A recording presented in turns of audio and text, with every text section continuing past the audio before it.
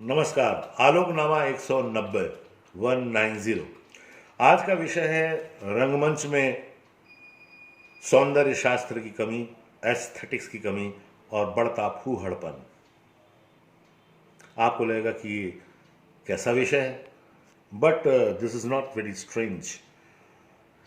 It has been started during 1980s।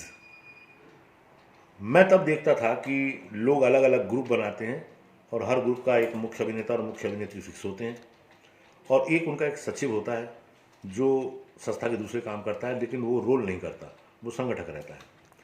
और ये लोग अपने नाटक को ही सर्वश्रेष्ठ बताते, दूसरे ग्रुपों के नाटकों को ना देखते, बल्कि बाहर बैठकर दूसरे के नाटकों की बुराई करते ताकि आने वाला दर्शक भी वहां ना जाए।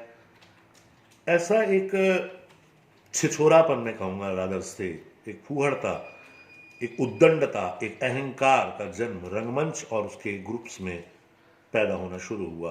80 के दशक में ये बहुत तेजी से बढ़ा और 90 के आते तक तो लोगों ने एक दूसरे के काम को खारिज करना सार्वजनिक रूप से स्वीकार कर दिया था, और बहुत वरिष्ठ वरिष्ठ सीनियर, समकालीन और जूनियर, ऐसी कोई परिभाषा अब बची नहीं। रंगमंच में अब शौकिया, सेमी प्रोफेशनल, कमर्शियल, प्रोफेशनल, ये सब शब्द भी अब श्रृंखलाबद्ध तो हैं, लेकिन इसमें अब कोई बात नहीं बची।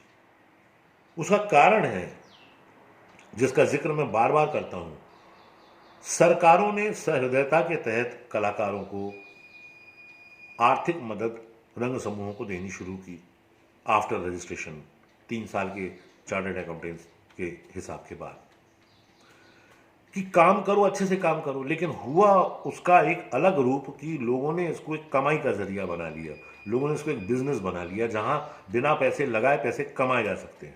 ऐसा कोई बिजनेस नहीं है। और सीनियर बनकर अपने को समाज का पथ प्रदर्शक और 4 लोगों के बीच में दादा या गुरु के रूप में स्थापित किया सकता है। फिर नई सीखने की इच्छा नहीं होती, जो मालूम है उसी को दोहरा दोहरा के रट्टू तोते की तरह समाप्त हो जाते हैं। रंगमंच में यह भी तो हुआ पिछले 10 सालों में कि कोई सीन खत्म हुआ और तालियां बजी। मतलब अगर 20 बार फेड आउट है तो 20 बार तालियां बजेंगी और फिर आखिरी में फिर बजेंगी। तो तालियां बजाना रियल एप्रिसिएशन है या वो एक रूटीन हो गई? कई बार मंच पर श्रृंगार के दृश्य होते हैं, प्रेम दृश्य होते हैं, निश्चित रूप से युवा अभिनेता और अभिनेत्री ही उनको करते हैं। तो पता चला कि ऑडिटोरियम में सीटी और सीतकार की आवाजें, और कहीं कहीं तो कुछ कुत्ते ऐसी आवाजें, इस तरह की आवाजें भी आने लगती हैं।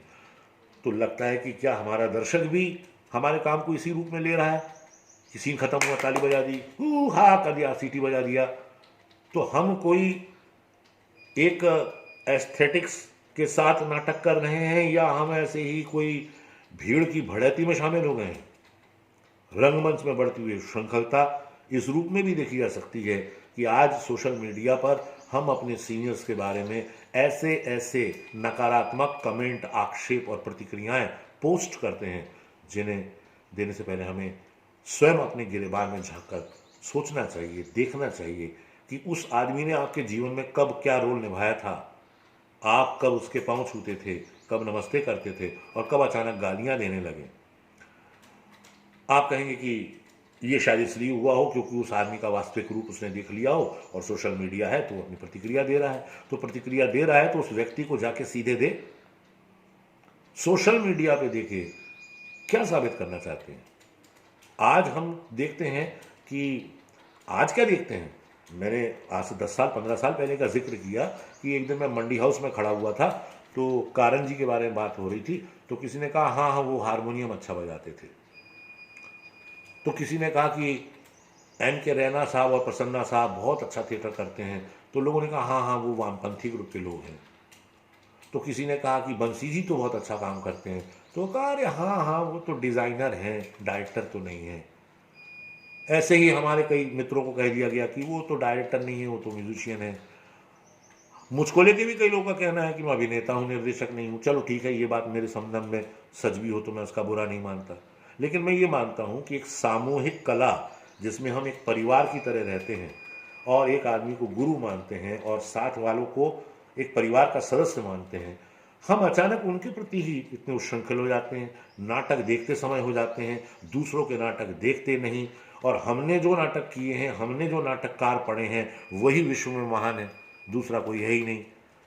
रंगमंच में बढ़ती ये उच्छृंखलता, दर्शकों का उसको समर्थन इसीलिए है कि एक कलाकार के रूप में हम अपनी गरिमा खोते जा रहे हैं।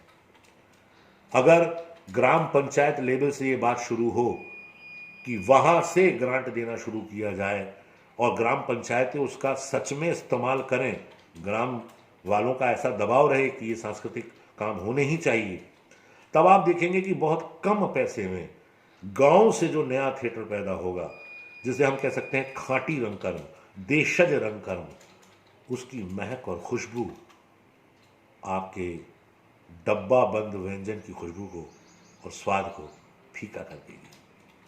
जय रंगमंच।